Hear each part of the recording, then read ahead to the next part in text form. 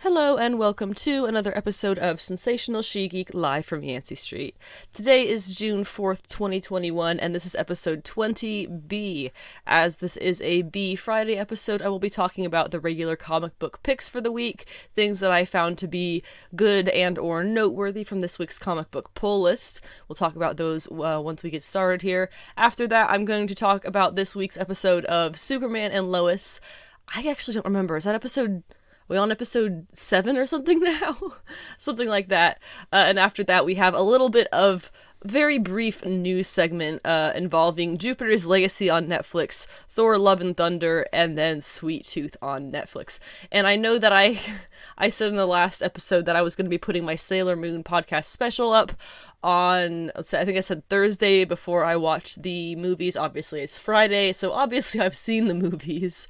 I had a lot of fun watching those yesterday, but I still want to do the Sailor Moon special. I was going to try and squeeze it into this episode. I'm not really sure if that would have been something that works, but I'm going to go ahead and pass on that and keep it as its own kind of special edition episode. So I guess, the target market can accurately, access it and everybody else can avoid it, I guess. So anyway, that will happen, whenever it happens. Hopefully today I'll get that posted and recorded and everything.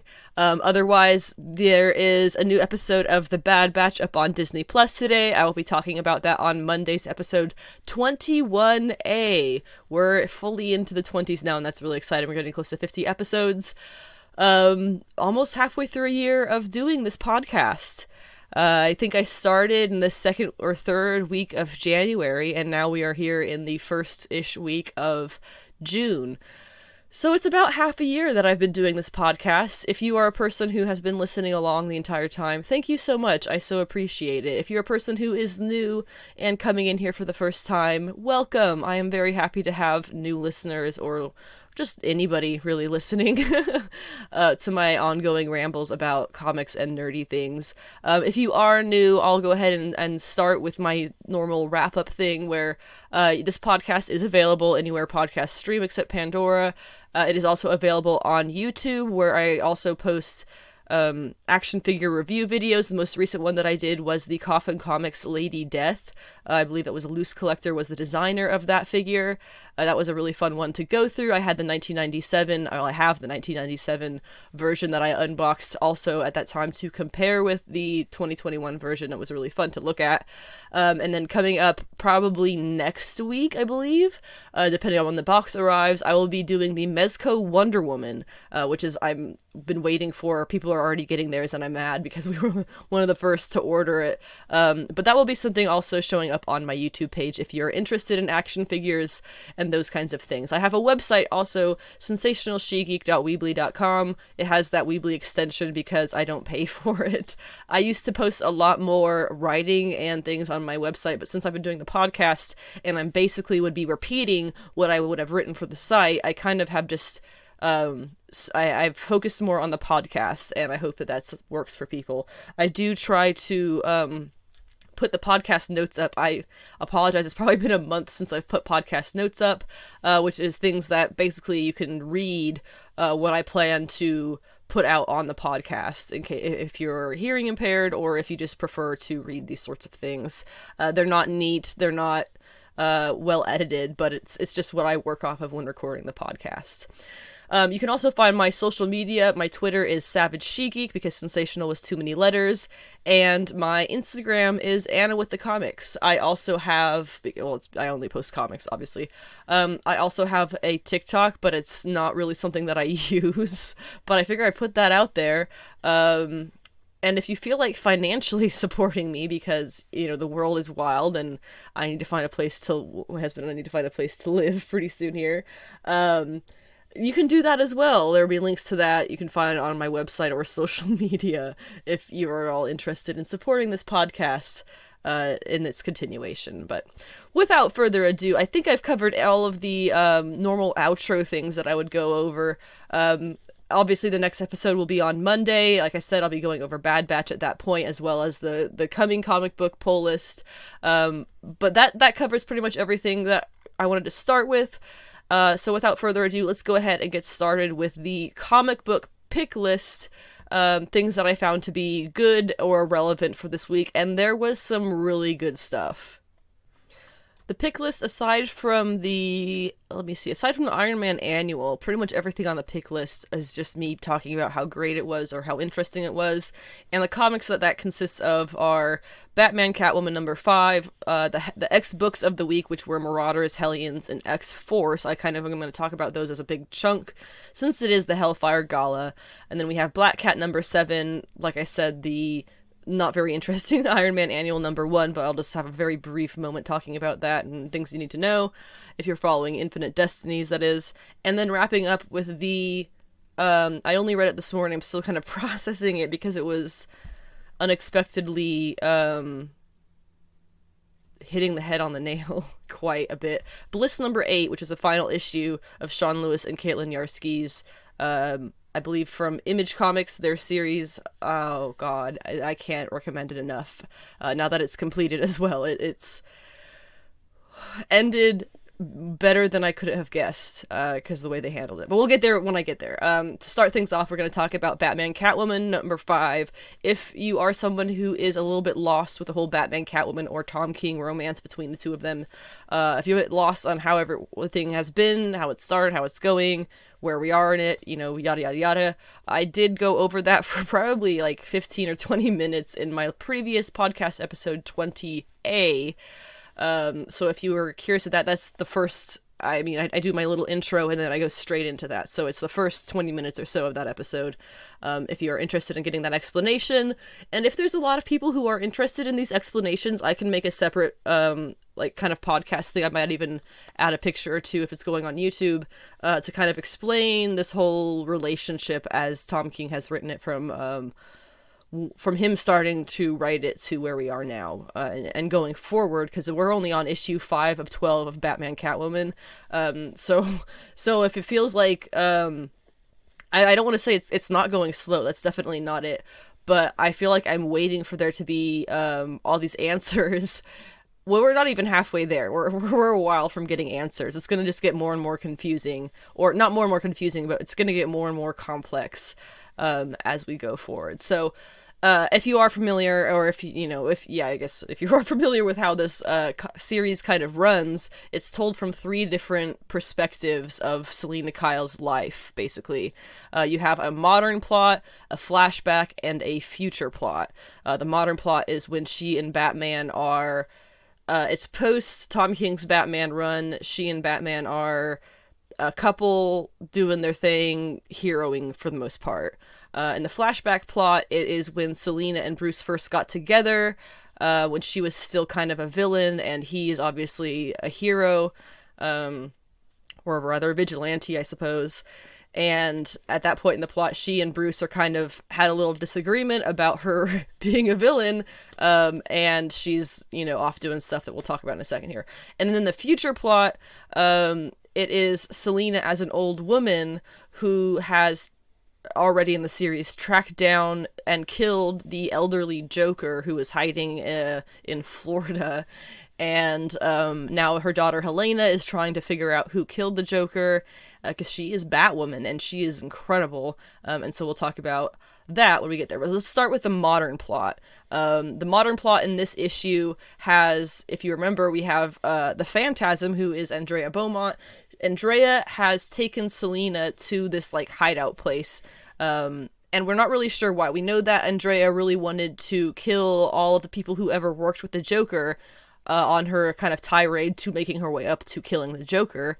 And Selina is somebody who'd worked with the Joker in the past, so at first she may have actually considered killing Selina, but then Selina was able to get a few words in edgewise, and now the plan has changed, but we haven't really been sure what Andrea is doing with Selina, just kind of captive here, aside from waiting to see if Bruce is going to trade her for the Joker so she can kill the Joker. So now in this I don't say episode, in this issue, we have Andrea, she gets Selina and has her put on her costume with her, so that instead of Andrea and Selina, they are the Phantasm and Catwoman. And so she takes Selina down to this guy that she's strapped by stringing him up by his arms. And he was a Joker fanatic, basically, and pretty much groomed little kids for the Joker to test his gas on, which would usually end in them dying for obvious reasons. And she tells Selina all of this, and the guy's, like, blubbering there or whatever, and she goes to kill him. The Phantasm goes to kill him for his crimes, the way that she has with all of the Joker people that she's encountered in Gotham so far.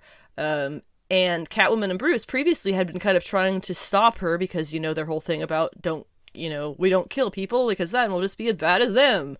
Which honestly is not always the case, not always the right way to do things, in my opinion. But, so we get Phantasm goes to kill the guy. Catwoman just stands there, watches him die, doesn't even make a single move of a muscle to try and stop her.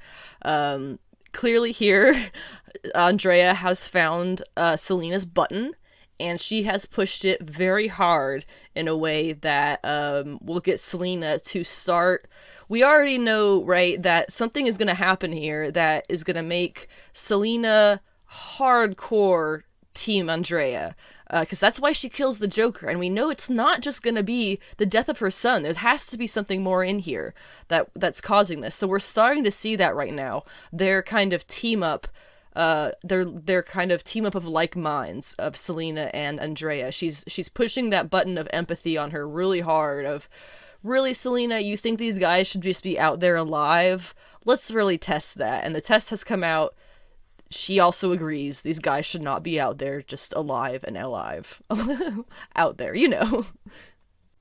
So that's clearly the start of a complicated situation where Selina's going to be kind of between Bruce and the Phantasm, at least the way that I see it playing out. So then we have the flashback plot, right, which is when Selina is, she kind of just broke up with Bruce because she admitted that she'd been lying to him about working with the Joker. So she's not taking that very well. She's not taking her breakup with Batman too well. She is kind of plastered, or gets plastered, after she steals some fancy liquor from a bar, fights the bartender, has a lot of fun with it because she's Catwoman, that's what she does, and she ends up wandering Gotham completely plastered in the middle of the night. She gets into some trouble. She sings some old favorite Christmas Batman jingles that we all know, with a few key changes that are really fun. And then she winds up breaking into the wrong museum that she was planning on stealing some gem or something from, and she accidentally falls through the museum's glass ceiling onto a dinosaur skeleton, kind of knocks herself out doing that, and is then rescued by, of course, Batman. So the next issue, I have no doubt, is going to be the two of them hashing their shit out. Selina is mad at herself as well as mad at Bruce for how she feels judged, which I'm sure is just a little bit of her kind of judging herself. So maybe they'll come to that conclusion when they have that chat, so we'll see that. And finally, there is the future plot with old lady Catwoman, and in this month's issue, I keep wanting to say episode, God, Harley Quinn, who is, of course, aged Harley Quinn the way everybody in this timeline is, she crashes her car into a tree at Wayne Manor and comes out screaming that she's going to kill Selina for killing Mr. J. This, I had to think about it for a while. This really confused me. And for a couple of pages, you know, it's going to keep you confused until she finally gets to the part of her tirade where she says that she's mad that Selina killed him specifically before Harley herself got a chance. So, okay, that kind of checks out a little bit better. Still, the depiction of Harley, I find it to have been very odd. She was in some kind of variant of her original costume with the clown, ears, whatever you want to call those little baubles on the head, mask, hat, whatever. And so she's kind of going back to being clown-like, and here she is crying about the Joker having been the love of her life, which, sure, you know, she wanted to kill him, and it was just a bit off. I've pondered on that for a minute, and I'm guessing that was King trying to really, really push that Harley kind of got crazier as she got older, which makes sense, I guess. But I kind of I kind of subscribe to the desire that Harley leaves behind the Joker entirely, and just kind of moves on from him, and he doesn't become a factor in her existence. She doesn't give him that mental space anymore. That I prefer that, I suppose. But King, I guess, is trying to really push that she has just kind of gotten crazier and crazier, which kind of makes sense. And so she fights Selina in the Wayne Manor. And Selina is able to subdue her. Just after that, Helena, her daughter, walks in. And it's just the final panel there in the issue of Helena saying, what happened here? Or something like that. But God, I cannot get over Clay Mann is a goddamn genius. I cannot get over how well he designed Helena to be a perfect combination of Bruce Wayne and Selina Kyle. Or at least the way that, they're traditionally drawn and he draws them. She has this gorgeous long black hair. She has this face that looks like Selina but has a little bit more of the strength of Bruce's, facial structure. She's tall and slender but clearly has some musculature. She looks like she's been doing, I don't know, I don't want to say ballet because that's a little bit too petite. She doesn't look quite that. Well, ballerinas aren't really frail. Ballet maybe would be a good one. Or gymnastics, well, she's not short, so pole jumping, right? Pole vaulting. She looks like she'd be a great pole vaulter. I had a crush on a pole vaulter in college. She was gorgeous. But Helena, oh my gosh. She's just in it for the one panel, but I can't get over how well designed she is by Clay Mann. Just all of the kudos to Clay Mann. And as I said, to wrap up this one issue, we're only on issue 5. This was issue 5. The next issue is going to be halfway through the series once we finish that issue. We're still pretty early on here, so there's going to be a lot of development, and I have a feeling we're going to learn a whole lot of insider information between now and the final issues that's going to explain a lot of stuff about Helena and her dynamic with her mother, stuff about Selina and Andrea is probably going to be the biggest thing, and then of course stuff about Selina and Bruce's start to their relationship, kind of getting on the same page about who they are as a couple and everything back in the flashback side of the plot. So there's a whole lot to look forward here, and I am just dying of curiosity to see what Tom King has planned under his belt, and even possibly more excited to see Clay Mann draw it, because like I said, this man is a god with the pencil. Next up are the X-Books of the week, which were Marauders number 21, Hellions number 12, and X-Force, I don't remember what issue, I want to say 20? Should have checked. But this is, I'm going to kind of go over all of it together because this is the start of the Hellfire Gala, and all 3 issues kind of take place over the same span of time. You just see different sides of what's going on, from different characters' perspective and different people doing what, behind the scenes of the thing, in front of, we see a whole lot of different stuff of the same night of the gala, so, I just kind of want to talk about it all together, I suppose. Maybe it'll be easier than repeating myself, I think, or giving everything context over and over again. I don't know. We're just going to do this. Although there are a few things to note first, that I feel like it's worth noting. The back listing of the coming X books, which, ever since Dawn of X, they've been doing that, putting the list, all of the X books, whether you read them or not, are going to be listed in the back. They finally stopped putting it on the reverse page of the spoiler ending. They finally put it on its own page so that you can actually refer to it without spoiling the end of the issue. That shit pissed me off. There were several issues that I got spoiled trying to figure out what I read first. But anyway, that list in the back includes a few select titles listed in red, or highlighted in red, I guess, as opposed to the standard black. And that includes this issue of Marauders number 21, also X-Men number 21, which is going to be the final issue of X-Men, and Planet-Size X-Men number 1, which is obviously the thing that they keep saying is going to even blow Giant-Size X-Men number 1 out of the water, which, I'm sorry, that is a dumb claim to make and is setting up nothing but disappointment. And I would honestly not be surprised if several of the Reign of X creators, specifically writers, were not super happy with that claim being made, because it does only set up for failure, and usually those kinds of marketing claims just come from the marketing, and they don't really have it grounded in anything except for what is going to make people want to read this, in our opinion. But anyway, so at least those 3 issues are listed in red, so clearly something about those issues and this Marauders issue is going to be important. Also, this Marauders issue is written by Gary Duggan, who is going to be doing the new X-Men series come July, starting with X-Men #1 again. And I think all of this is kind of important to remember when you read, especially this Marauders issue, because my husband and I kind of disagree on a few certain events that we came across in this issue, and I kind of want to get your opinion, see if you have any thoughts on that. So for one, in this issue of Marauders, the Cuckoos, who are of course the 5-in-1, in this issue there's 4 of them in white and 1 in black, they appear to awaken someone, and I wasn't really sure when reading this who that person was or what the intention of their awakening was. So the question here for this point is, was that another one of the Cuckoos? Or was that girl from the Verendi, or whatever those evil rich kids were, and they were just giving her proper mind back because they just felt like it or something?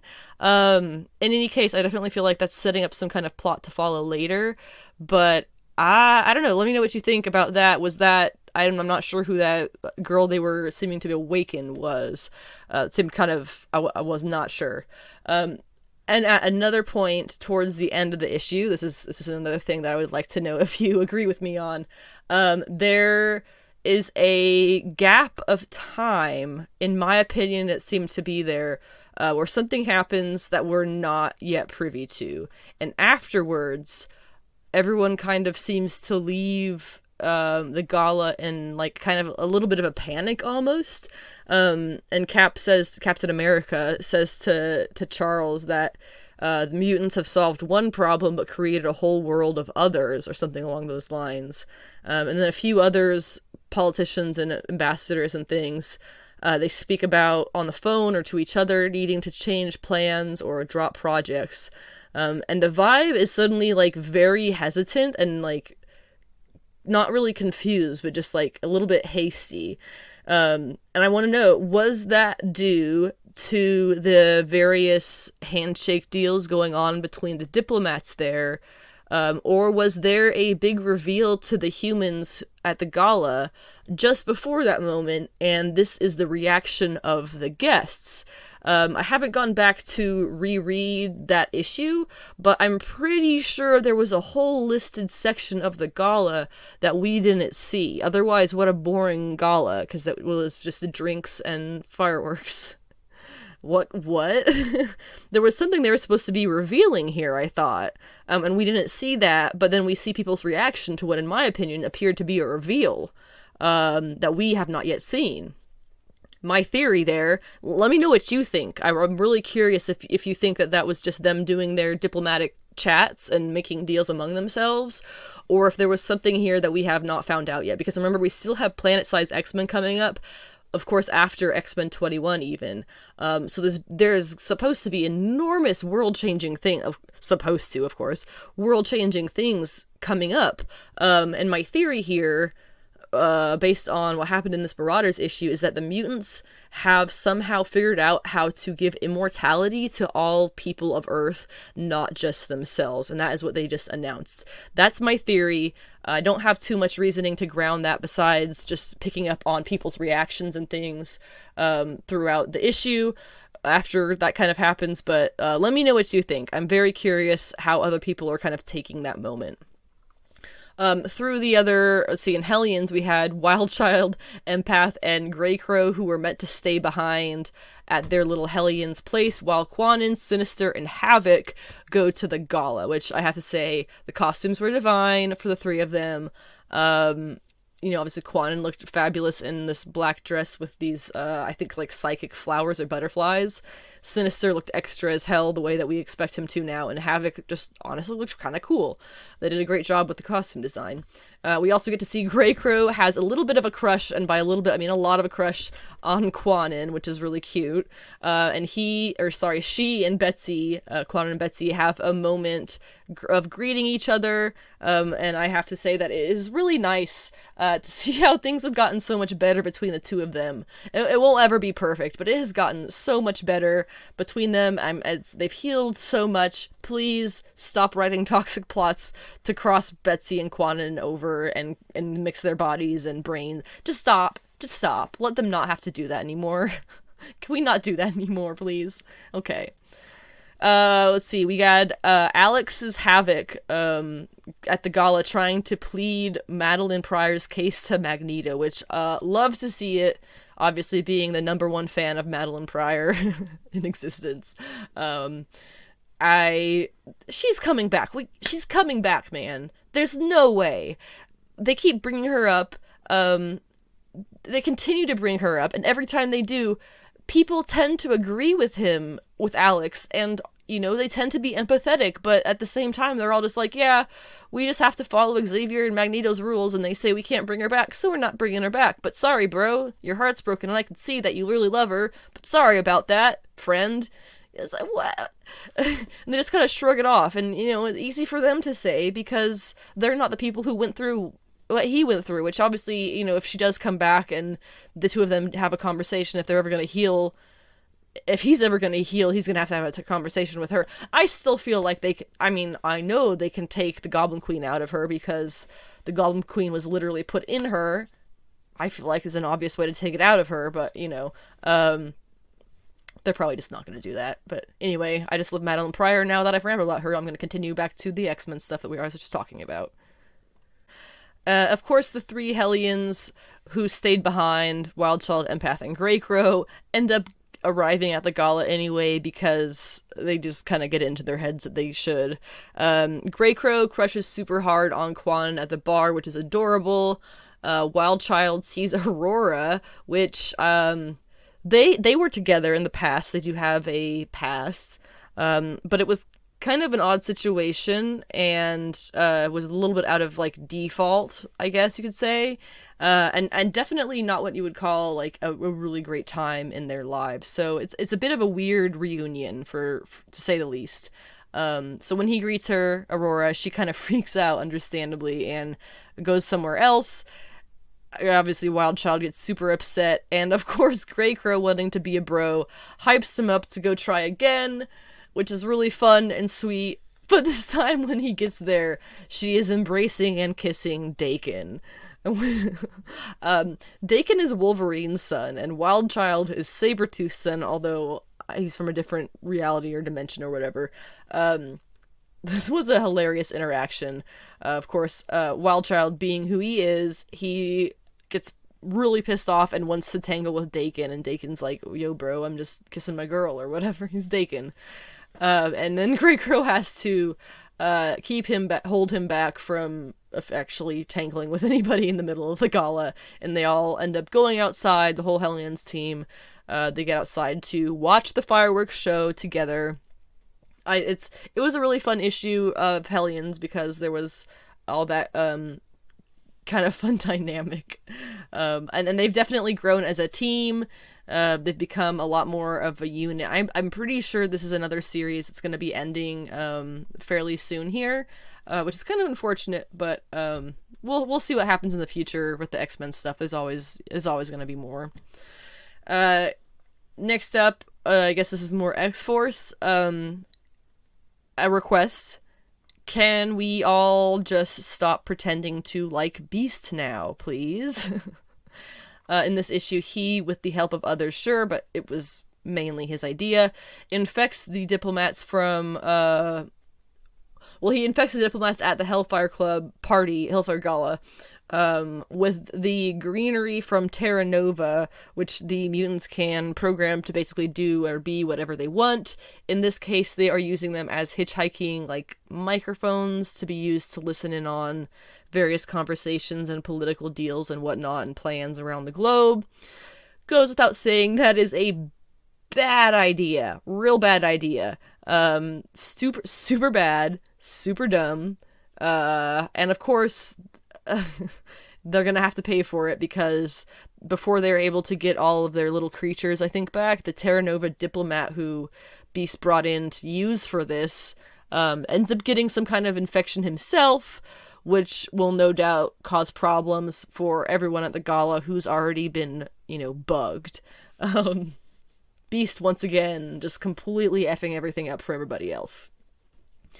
Other things that happened in this issue, or in these issues, I guess, apparently the fireworks show was, like, telepathic or something, which I really hope we get to see, because everybody was really, like, in awe over it. I'd love to see what they're seeing. And the telepaths at one point did come together. It was, like, a bunch of telepaths, just a menagerie of telepaths, came together to let the crowd of humans experience, as well as, hear and see, a mutant who was playing a one-of-a-kind, like, living instrument. So that was kind of a cool, neat thing for everybody to, I guess, get to experience. Although I can definitely see how so much of the telepathic influence at this party could definitely throw a lot of these diplomats off, and will probably rub them the wrong way. And it's, I'm sure, going to be seen as showing off, or showing off their power more than anything. So not all good, but they're trying, I guess. Hopefully it will be taken the way that they're trying to have it take, more than not. And then, of course, Deadpool tries to break into the party, being mutate, but not a mutant. He has mutated, but he is not a mutant. He tries to break in, and then Logan and Domino end up fighting him out on the shore, and it's a really funny scene. Great sequence. And now for the fashion side of the issues, let's talk about the outfits. We've all seen the designs. If you haven't seen the designs, they put out, it should be free at your local comic shop, the Hellfire Gala Guide, I think is what they called it. You can ask them, they'll give it to you. I'm pretty sure it's free. It goes through all the different costumes, designs that they already had planned at that point. For the most part, they're phenomenal. I will say, based on that guidebook, or guide issue, I suppose, the New Mutants were totally phoned the hell in, and they do not look very good. Just kind of doesn't make a lot of sense why their outfits are the way they are. And there's a few others that I have opinions on, but we're starting to finally see them in action here, these outfits in action, which I love it, okay? I used to buy, when I was, like, a teenager, I would buy the, like, Oscar fashion magazines when they come out after the parties and stuff. I didn't care about the gossip stuff, I just wanted to look at the dresses, and, like, okay, so anyway, for outfits, obviously, Emma won the night. Clearly. I'm sure you noticed the panel in Marauders, I believe it was. I think it was Marauders, yeah, of Emma in her diamond strand dress, in her diamond form, where they, for some reason, we know she's heavily chested, but in this particular panel had her with completely enormous bazonkas. They were like watermelons, like extra big. Bigger than they are in any other panel, I'm pretty sure. And it was just like, just a few diamond strands hanging over the front of them. Which, alright, I get it. Emma is hotter than the sun. I get that. I love it, okay? I also love how, as pointed out in the Woman of Marvel issue, one of the little stories written by Mariko Tamaki, Emma can make herself telepathically look even more fine than she naturally does. So she never has a strand of hair out of place. She's a genius work of art. I love Emma. And this, I love that any of the costumes that I don't like are bad because they just threw so much of their energy at getting Emma to look so fine. I am convinced that's what it is. We're gonna go with that's what it is. Emma just took all of the goodness away from those costumes and gave it to herself. She looks really, really great. So then we have Charles. He looked pretty awesome, but there was something about it. It was like the white and gold bling, and something about that felt like appropriation of some sort. I don't know why, but I found myself reading it feeling like it was somehow inappropriate for him to be dressed like that. He looks a little bit like a pimp, okay? He looks like a pimp. It was an odd choice. It works, I guess. I think I don't know, maybe black and gold would have worked better. I don't know. Good for him, I guess. I guess it works also because he does technically you know, he is kind of a pimp in a way. He raises child soldiers and stuff. It fits in a certain standpoint. Anyway, Magneto, his costume, I didn't honestly recognize that was Magneto until Lorna hugged him and called him father. The whole interaction, honestly, I was just paying attention to Havoc because it was more of Havoc, Alex Summers, trying to fight for Madeline's right to live, which I just love to see it. So that was Magneto. Sinister, obviously, was super extra. He had the epitome of the extra cape that he usually wears. He had, like, the glorious final form version of it. And he was interacting with... Shoot, I was hoping I would remember the dude's name by the time I got here. Oh, it's, like, right on the tip of my tongue, too. He's got the pink skin. I'm gonna feel so stupid when I finally remember what it is. And the gold, like, weird, like, purpley gold cape thing with the gold, like, thing behind him. And obviously he's had interactions with Sinister about, like, who's more extra. Which has been really hilarious to watch that whole... Sinister's whole, like, anytime that he talks about fashion or his clothing or anything like that, or himself, like, I just want someone to make a supercut of all those panels so that I can just flip through them and just laugh for, like, an hour, because it's been really, really fun to watch. And then we have, only unfortunately, I'm obviously a big fan of Ileana Rasputin. Only one panel of magic as far as I saw. There were several panels of entire room spreads, and I did I miss her, or was she not in those panels? Because we got to see a lot of the costumes kind of from a distance, but still I was hoping we'd see her there, and I didn't. She was only in the one panel, which was a great panel, gotta say. It was her chugging some champagne and saying she'll be there in 1 sec to take care of their problem. Because, come on, that is so magic. So I hope to see a lot more of her going forward. As I said, the New Mutants outfits are my least favorite of all of these. I don't know how they got so... Magic's is probably the best of all the New Mutants, but still, it doesn't... If you look at it, I can't figure out... It just doesn't make sense.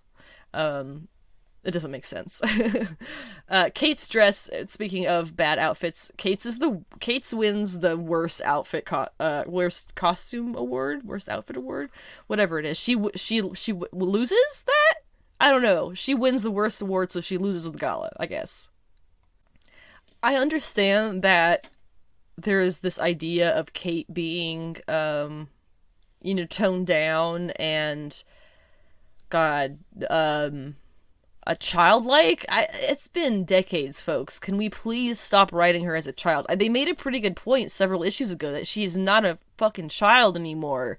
And yet they give her this covered head to toe, honestly butt ugly dress, which just makes her look like a goddamn child again. I hate that dress. Oh my god, it's so bad. And the curly bangs, I'm sorry, but no one with actual curly hair has bangs like that. That shit does not make sense in reality. You can tell whoever drew that, designed that outfit, Russell Dauterman, I guess is probably it, you can tell he does not have curly-haired people in his life. No person with curly hair is gonna pull their hair back and just leave their curly bangs down. That looks stupid. Now I'm getting a little bit angry about them. I just hate that she keeps getting disrespected like this, man. She is a beautiful woman. Stop dressing her like a fashion clueless child. And the dress itself just doesn't make sense. It's like wrapped around, there's a part sticking up out of the collar, there's like different lengths and buckles, I think. It's super ugly.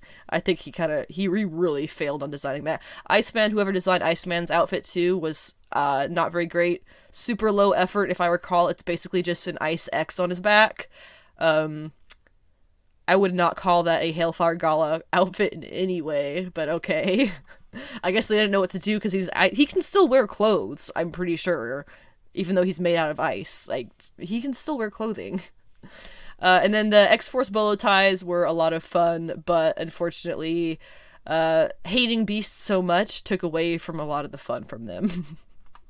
And that wraps up, I believe, everything that I had to say so far about the X-Men Hellfire Gala stuff. I know this kind of went on for a minute, but there's 3 issues in one to talk about here, so I did that. If you have thoughts about any of the stuff that I've kind of gone over here, about my theories or my, fashion ideas, let me know. I also would really love to see Kate kind of extending that. Come on, man. It is, what are we in? Queer History Month or something? It's Pride Month, okay? Let Kate look like a bisexual queen and do that kind of stuff. Can we not do that? Can we not make her look like an old grandma in bad fashion taste? Okay, sorry, I'll stop now. We're done with X-Men now. Moving on. Black Cat number 7. I talk about this one every time it comes out because I love it so much. It is so good. Jed McKay does a great job, which is funny because I don't think he did a very good job in the Iron Man annual, which I'll talk about after Black Cat. Very, very extremely briefly. Like one sentence briefly. But Black Cat, so good. I know I've been very critical of the artist in the past, but I do completely hold to what I said in the last episode, that the artist of Black Cat has put in a lot of work. And while it's the same artist that kind of pushed a lot of people away from the series because it wasn't that great in the original Black Cat series that Jed McKay did, this seems to be a large improvement on this person's art. So I'm glad to see that. This issue was really, really awesome. Of course, we're in the middle of the Gilded City plot line, or I guess at the end of it now. And where we kind of were before this was Fox, the White Fox, or the Black Fox? I don't really know. I think it's White Fox. Black Fox. That's what it is. He was kind of tricked Felicia into stealing all this stuff, including the deed to Manhattan, and then trades the deed to Manhattan for immortality for himself and Felicia, because he says he is a coward. And actually, we get to see the story of how he decides to be a coward, or that he is a coward and chooses the name Fox. It's because when he was a child, he saw a 3-legged fox that had gnawed itself out of a trap, presumably because it didn't have its foot. So he decided that, he would rather be like that and fight, tooth and nail to not die than die. He'd rather fight tooth and nail to survive, which, okay, it kind of makes sense. But I think you're just a survivalist, and calling yourself a coward is a bit much. But that, I think, goes into his character of feeling like he is a lot more important than he really is. So anyway, so that's where we're at right now in the series, is Felicia is unwillingly immortal. Fox tricked her. He is immortal now too. He's gone back to being his young self, and the city of Manhattan is being dragged into the Gilded Saints vaults, which is obviously not good. And I will admit that there should have been, or could have been, I suppose, a little bit more of seeing the city, the effect in the city. We saw a little bit in the last issue, just a touch, and then here we really get just Felicia wrapping it all up and telling her story of how she won, which is great. I just kind of, the whole idea of the city of Manhattan getting pulled underground into a gilded vault is, I think that's awesome, and I would have loved to see, like, the details and specifics of that, which is probably why they didn't put the details and specifics of that in there, because people like me would have torn it apart and been a real ass about it. So here is how Felicia won the situation as she tells her story in this issue. She broke into the Gilded Saints vault, back where she and the Fox had kind of originally done this deal from her side on accident a little bit. She finds the deed to Manhattan and speaks with the Gilded Saint themselves, says that she would like to trade to be removed from the deal that Fox made and taken out of the vaults again, because it's the whole thing that they've been going over and over in this. They've been saying it repeatedly. You can get into the vaults, but no one has ever gotten out without making a deal with the Saint. So she makes this kind of sideways deal with the Saint in exchange for telling the Saint how Fox plans to betray it, which she makes up. She then plants a bomb on the deed and leaves, so that when she's gone, she can time things out right. She then goes to, Coney Island or something, and speaks with Fox on their normal little spot. They sit on the bench. He tells her that story about becoming a coward, which, again, I think is just him being really full of himself. And the bomb then goes off in the Gilded Saints vaults, destroying the deed to Manhattan.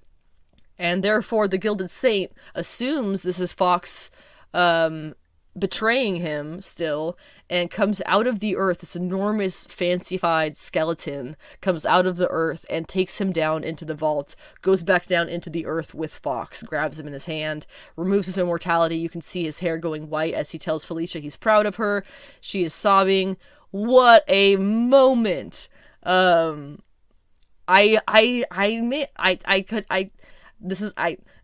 knew Fox was up to something. I knew it. There's no way that this guy was just gonna be, yeah, Felicia, I'm this wealthy British white dude who's just gonna, like, teach you all this stuff and then just have you go on these little missions for me with no ulterior motive. Of course he had an ulterior motive. And of course he did all this stuff behind her back because, once again, his self-importance, oh my gosh. I really love this arc. So then Felicia, to wrap it all up, she returns to the bar with no name, which is the villain's bar that keeps having to move around because it gets destroyed so often. And she is there with Odessa, who is the leader of her own, like, group of, I don't think, it's not the Hand, I don't remember who it is, some like, mafia type group.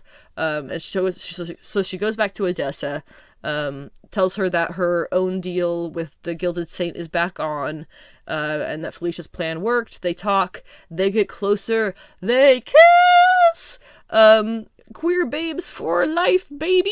Finally, we're getting this kind of officially confirmed. I don't know, it's been something that's been, like, kind of trickled through Black Cat's history, that she, has had a history of possibly dating women in the past. It's been brought up, but we've never really seen it in action, until now. Correct me if I'm wrong, I'm pretty sure I'm right, though. Until now. And that's awesome! And, it's, I just feel like it's even more real that McKay wrote Felicia's, her like inner narration as we see the scene playing out, that no, she's not about to try to get in this long-term relationship with Odessa. She's not trying to make her the love of her life. She's not trying to make it some big, like, lesbians holding hands walking down the street wearing rainbow. It's not anything like that. She just wants this person at this time, and she knows that they can lean on each other for the stuff that they need, and that for a little bit of time, maybe that they can get some enjoyment out of each other, because they have a history. They have a lot of differences about themselves, and they have a lot of things that they are probably working against each other for. So it's kind of, I like that McKay writes her to retain that kind of grounded level-headedness of, yeah, this is, kind of a fun romantic fling, but let's be real about it, what it is. This is not something that we're gonna, like, put all my hopes and dreams into becoming a lifelong romance. This is just, we had this plan, it worked out, we're gonna stick around each other for the time being and help each other out and be, super close buddies. What is the joke about how there's always the stories of, like, oh yeah, those women back in, like, 1940, they lived together and they never married any men or dated any men, and they lived in the same bedroom and blah, blah, blah. Oh, they weren't yes, they were lesbians. What are you talking about? This feels a little bit like that, but in a good way, like the reversal of that, I guess. But the next arc of Black Cat is, it's going to be getting into Infinite Destinies, starting with an annual for Black Cat at the end of this month, which will feature some really awesome Asian superhero characters. And there's been one other thing that's happened, one thing that's happened so far with the Infinite Destinies, and that is the Iron Man annual. All I have to say about that is it was boring as a mother, and there's some dude who has the Space Stone. Okay. To wrap up the comic book pick list this week, I saved one of the best for last. As I mentioned earlier in the episode, I think, I only read Bliss this morning. I actually was planning on recording this podcast a little earlier in the morning, but I had to take a cry break because I read Bliss. This is issue 8 of 8. And when I say cry, I was not, like, weeping for sadness or anything like that. It was just, this was a goddamn experience. And I so recommend this to people. I'm just going to go through the issue here in front of me as I kind of talk about it to make sure I don't really miss anything. The story thus far, is pretty much, there's this kid, gosh, hang on a second, look at his name. Perry, this kid Perry, he's like a young adult now probably, and his dad basically has spent most of Perry's life pretty much drugged out of his mind on this drug called Bliss, which wipes your memories of things, bad things for the most part, is what they want to forget. There is there's a lot of stuff that's going on. There's the goddess Leith, who was the one who had arrived in this world and brought the bliss to this world, to the humans, and kind of started dragging the humans down with it. It's pretty much, they talk about it as like heroin, pretty much. So Benton, who is the father, he did all these terrible things, and then when he, I guess, kind of has his chance to get away from that, he goes to this sanctuary and gets off of the bliss, and I guess stays there for a while and helps other people get off the bliss. And meanwhile, now we're at in the story. Oh gosh, there's so much to explain. I don't even know if it's worth explaining or if it won't make sense the way I'm saying it. But he's supposed to have this trial. Benton is supposed to have this trial. He ended up getting out of the trial because there was a mob who was trying to kill him.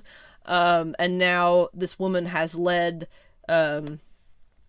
basically the people of the city to where he and where Benton and Perry have ran off to try and finish the trial and to have justice. So she's standing here in a gun, accusing, with a crowd behind her, accusing, "You killed my mom." She says, "Come here and we'll pay for your crimes." And Perry is like, he's panicking. He says he's scared. His father doesn't even remember anything, basically much about his life, period, because he took so much bliss.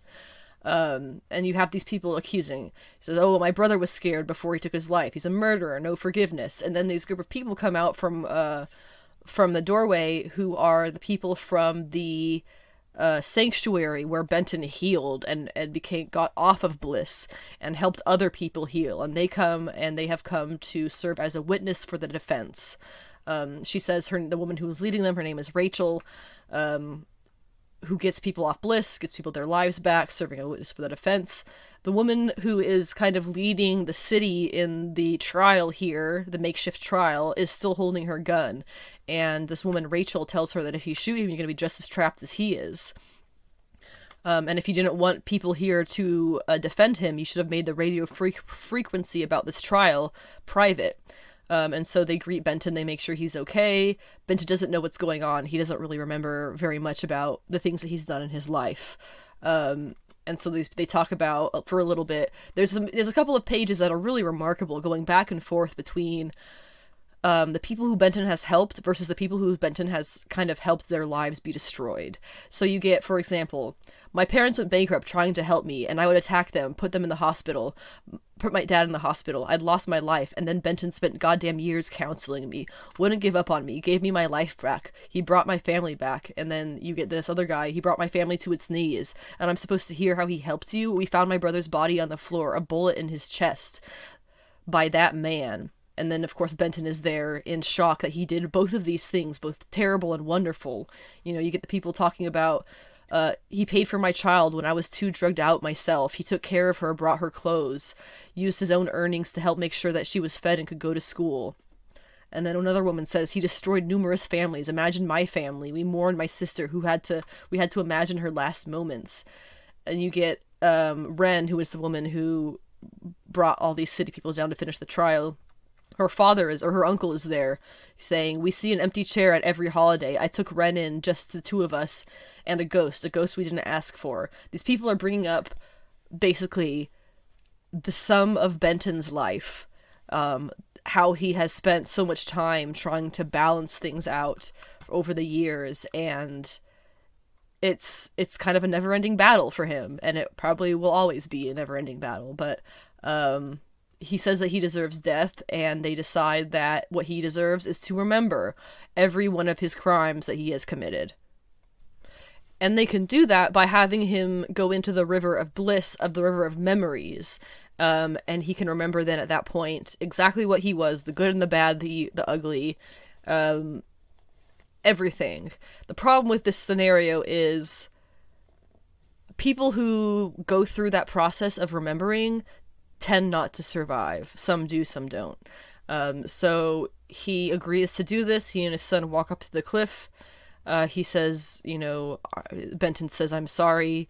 Perry says, "I forgive you." And then that's it. and he jumps into the river, remembers all the things, the good, the bad, and the worse, and, you know, Perry reaches in to grab his father's body, his father's corpse. So it kind of has this, like, a little bit of a rough ending there, to make him responsible for the lives that he destroyed. And it says, "This is a story I tell of my father, a good man, a bad man, and a good man too, and a man whose next life I hope is kinder. I hope is kinder for all of us." And that's how it ends. But there is more.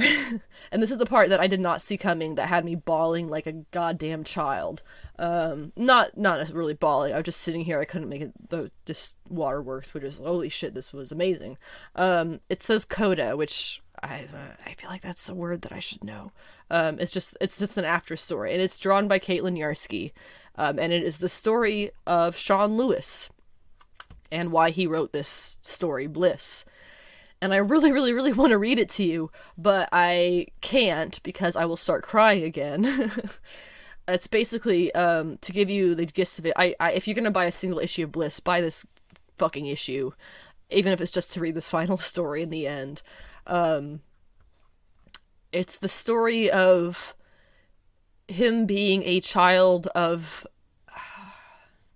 him wanting to break the cycle. Him wanting to do better for his son than his father did for him, and learning that, you know, there are things in our lives that we go through that we write off as, that's just some of the pain we have to go through.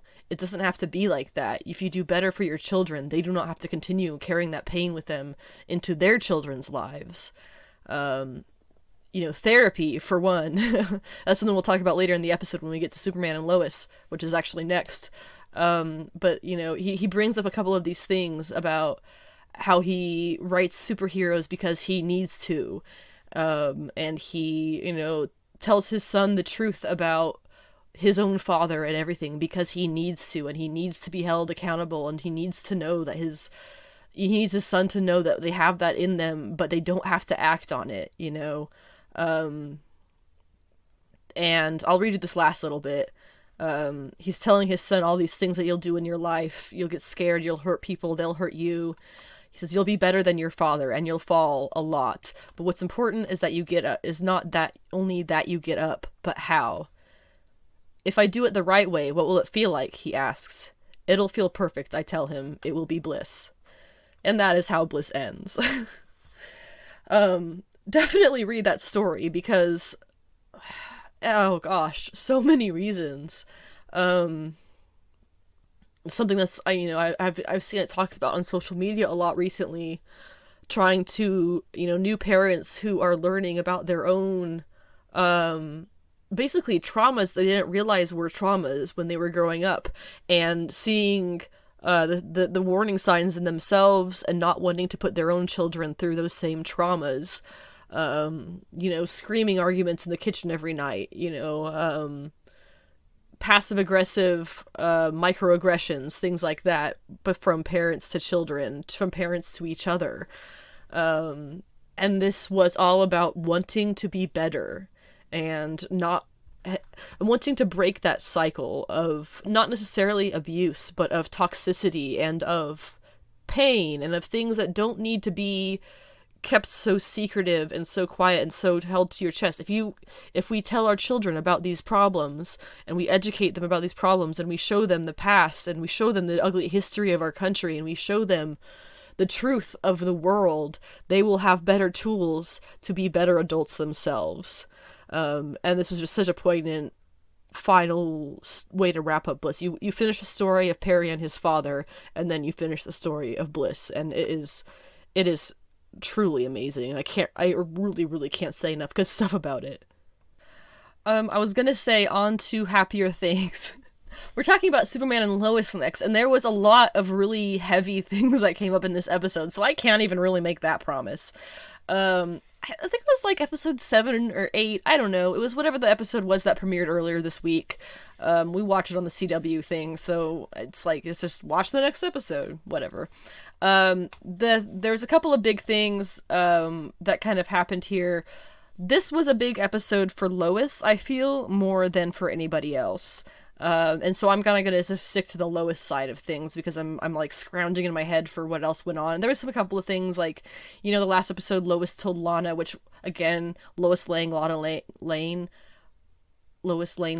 See, it's you can't say those names back to back. Why did they ever put them in a comic together? Anyway. That had to have been a running joke at the DC editor's offices back in the day. It had to have been. But anyway, last episode, Lois, she told Lana that, about the whole thing that the guy Lana now works for is doing, that Morgan Edge is doing. He's making Kryptonians. And he's like, oh, he's got his eye on your husband, be careful. You know, and then, oh, well, now he's got my little friend from, you know, high school or whatever that he's now put in his program. I don't want him to, you know, hurt her. And so Lana's going through some stuff as well. Her husband is a 100% an alcoholic and does not realize it, and I don't think that anybody else in the family has really realized it, because they would have removed those alcohol bottles from the house. The thing about alcoholism is you can like a drink, you can have a drink every night, it doesn't matter. You become an alcoholic when you are choosing alcohol over other responsibilities in your life, and that is 100% what this man does in this episode. He finds out that his wife, he doesn't know this, but hid this job from Morgan Edge from him because of safety reasons, so that he doesn't get turned into an evil Kryptonian, right? And he finds out about that, and he takes it as, my wife doesn't believe in me, she doesn't think I'll be able to handle it, she doesn't think that I'm what Morgan Edge thinks I am.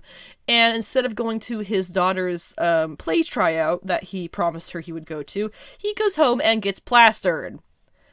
This man is an alcoholic, and there is pretty much nothing you can do that will make me like his character.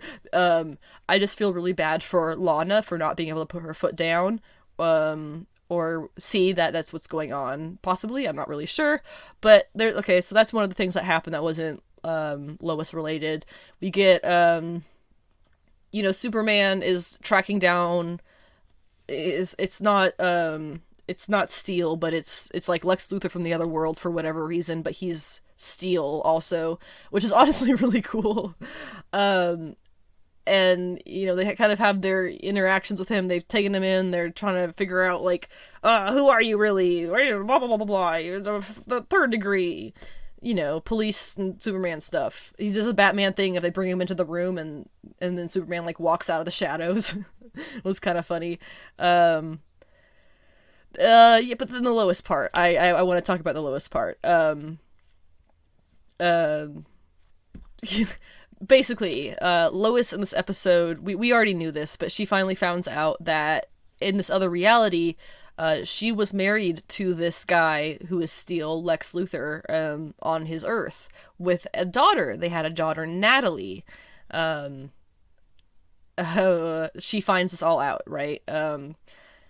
We don't really understand why this was such a deal for Lois to discover until we find out that she miscarried a daughter.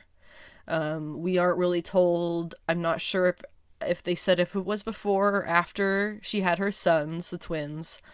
But they had a name picked out and everything. They were going to call her Natalie. Really, really explains why she was taken aback when she finds out that on this other Earth she had a living daughter named Natalie. If you don't understand why that would be a bit of a shock to her, just turn off the podcast, honestly.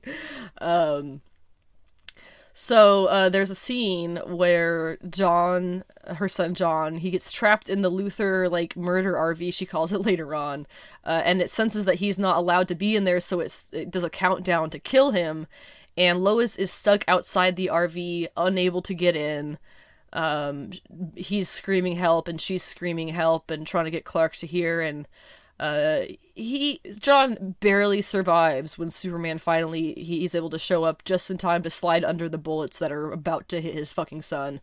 And Lois took this really, really poorly. She took it really poorly. She became very, very enraged, said some really, really mean stuff to John, said some mean stuff to some other people, said some mean stuff about, you know, people in general, very untrusting type words, very not Lois Lane as we have come to know her in any in any format, completely out of character kind of stuff, which was like, oh wow, she is losing it right now.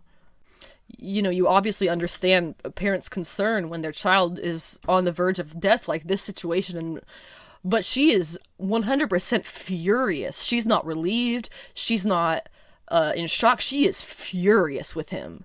And it was kind of it was an interesting choice for them to make, because it opened up this whole can of worms, ball of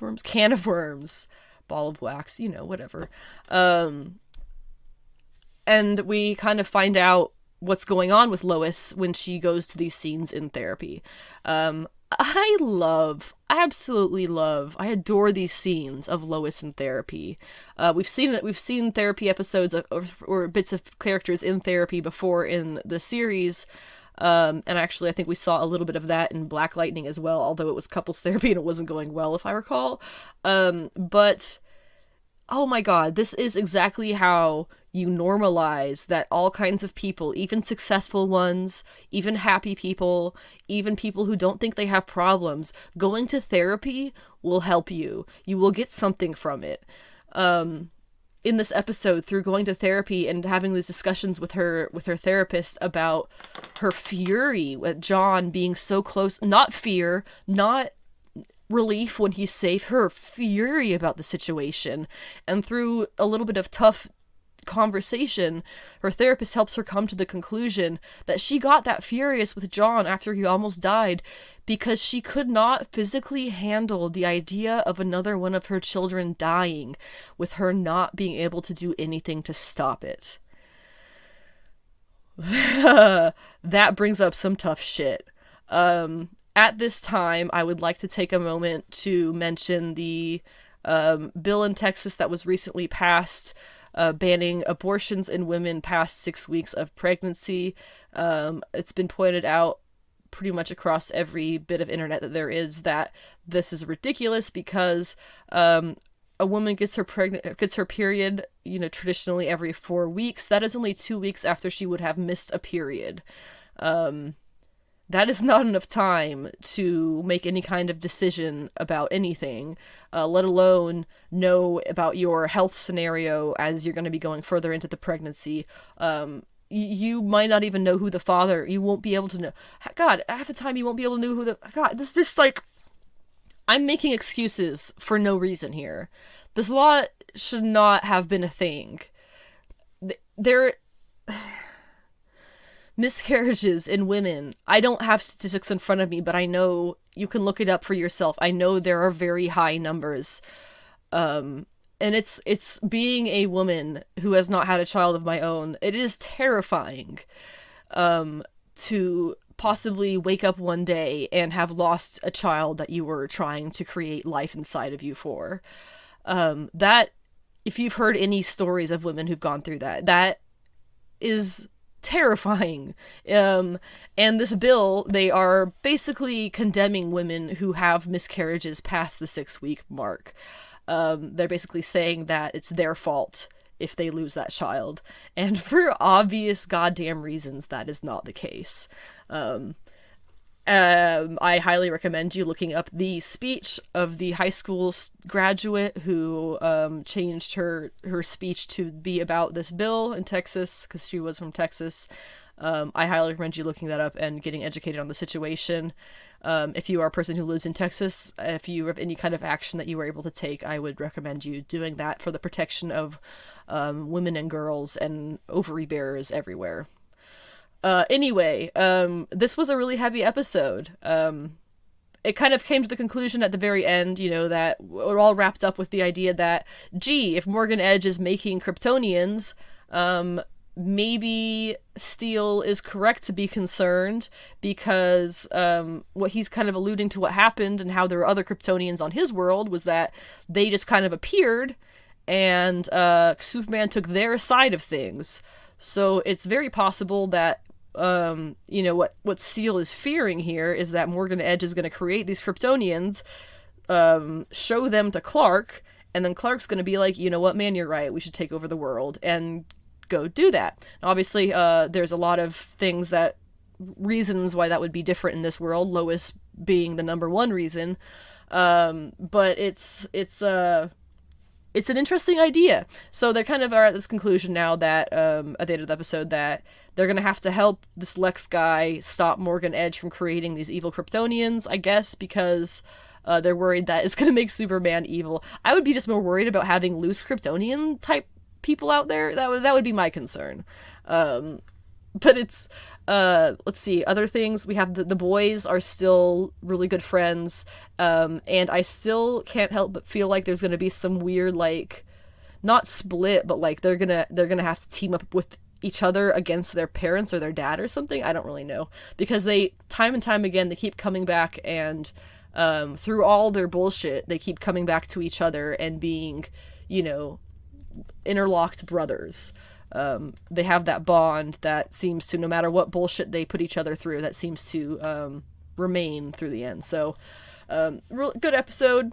Not so much big things happening. It was just a lot of like little reveals. The lowest parts were obviously the best, in my opinion. I still think that they took a lot of the I don't know. We know that there were some shows that got canceled to make room for this show, and I don't agree with that in the slightest bit.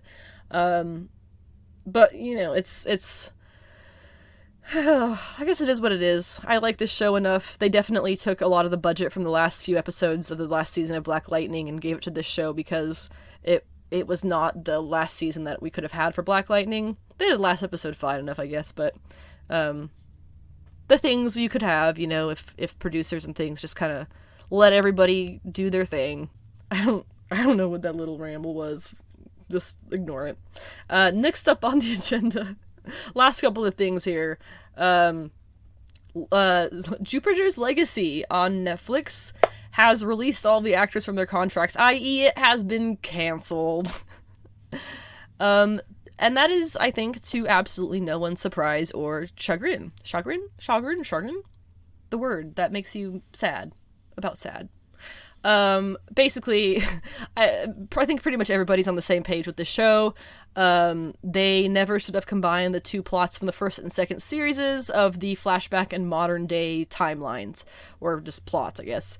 All it really did by doing that was unnecessarily complicate things, and what was happening in the flashback side of the plot didn't really matter or affect anything that was happening in the modern plot. So that's literally the point of putting a flashback in something, is to have it matter to what's happening in the modern plot, but it didn't.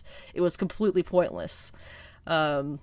Sure, you know, we got to learn about how they got their powers, but honestly, that would have worked out so much better if they just saved that for a reveal for later. There was no reason to reinvent the wheel, you know, when the comic worked out just fine the way that they did it. As my husband said, they blew their load on their first try, and that kind of screwed them over in the end.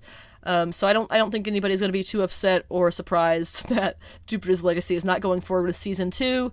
Especially, I mean, they had an incredible cast, but the writing and the plotting of it all just kind of, whatever, not so great. No one's going to be too upset about it, though, so. And we also have, Sweet Tooth is on Netflix today. I'll probably watch it just to see what it's like and report back Monday on if it's worth your time. As I said before, I did not read any of the Sweet Tooth comics. I have not, I never have. So I don't have any background on it, but I will continue to, I'll just watch it and tell you how it is. It might suck. I didn't read any Jupiter's Legacy either, but I could tell you that sucked, and that was factual. And finally, to wrap things up today, Thor Love and Thunder has wrapped up filming in New Zealand. Was it New Zealand or Australia? I'm pretty sure it was New Zealand. Taika Waititi posted a picture in black and white of him in a suit playing Korg, and Chris Hemsworth presumably dressed as, you know, Odin's son, however he's going to be. In the picture, you can see Taika appears, at least, to be doing a touch more practical effects for Korg. So that's kind of cool. He's got like a kind of a rig set up on him, plus a little bit of practical makeup stuff. And then Hemsworth, of course, which is everybody's talking about, looked swole. Like, do people say swole anymore? Because if you look at that picture of him, the word that comes to mind is swole. I mean, he actually looks like he's a little bit swollen because his muscles are so big. It makes me wonder if he got extra built to facilitate for Thor not being Thor, just being Odin's son, and then having to make up for those extra powers physically. We already know that, at least for a scene in the movie, he's going to be dressed as Thunderstrike. I imagine it'll be more than just the one scene. So maybe that will be the non-Thor hero name he takes up. Instead of just calling himself Odin's son or Unworthy Thor or whatever. Maybe he'll just be Thunderstrike, and he'll have, whatever the Thunderstrike weapon is. Hammer, I imagine. I knew at one point, I think. And then, I guess that'll just be, we'll see. But that picture, they finished wrapping. They only started filming, I think, in February, so it didn't take him too long to do the movie. We had seen very few, but a couple, behind-the-scenes pictures of the process of filming and everything that really looked awesome. They give me a lot of hope for the movie. Obviously, Taika Waititi knocked it out of the park with Ragnarok. And pretty much everybody expects this to be exactly the same. I have no doubt this is going to be a really fun movie. I'm excited that, I'm just excited to see this next kind of era of Marvel movies, because I can't help but feel like, if this is like the last Thor movie we're going to be getting, like, I don't know, maybe we're going to start phasing out what we might call the OG MCU characters and start phasing in the new era of characters. I mean, like the Guardians, we're at least going to get another movie of, but Thor, this could be the last movie we see Odin's son in. I don't want to say Thor because we could get a different Thor. I don't honestly see Natalie Portman signing an extended contract with Marvel Disney to be Jane Foster, well, I guess to be Thor in continuing movies. I don't see that happening. But there's other characters who could be Thor, and Hemsworth's been doing this for over a decade, so I'm sure he would like a little bit of a break. So in any case, this is going to be awesome. I'm always excited to hear more news about this project because it's one of my favorite upcoming MCU projects. And that wraps up this week's Friday episode 20B of Sensational She-Geek live from Yancey Street. Thank you so much for listening to whatever portion of the episode that you were able to listen to. As I said at the beginning of the episode where I went over all of my social media stuff and information then, the next episode is going to be this coming Monday, June 7th, where I will be discussing the new comic book day releases that will be coming up that week. I will be discussing today's premiering episode of The Bad Batch, probably Sweet Tooth on Netflix if I end up watching that and enjoying it, and then whatever, of course, news and speculation that breaks between now and then, because there is always something to learn about in the comic book extended universe. So thank you again for listening to my rambling hobby podcast. If you would like to support this podcast financially, I would definitely appreciate that, because I've said there's been a little bit of it's been a bad year for everybody, but I am currently in need of a place to live. So yeah, just putting that out there. No expectations. If you have any advice on buying houses for first-time homeowner programs too, I would also take that. So have a great week, or weekend, as it is going to be, and then I will talk to you Monday. And I hope you are here at least sometime next week to listen to me talking on Monday, the way that I do. And in the meantime, sweat it out about something that you love this weekend, and don't be dickish.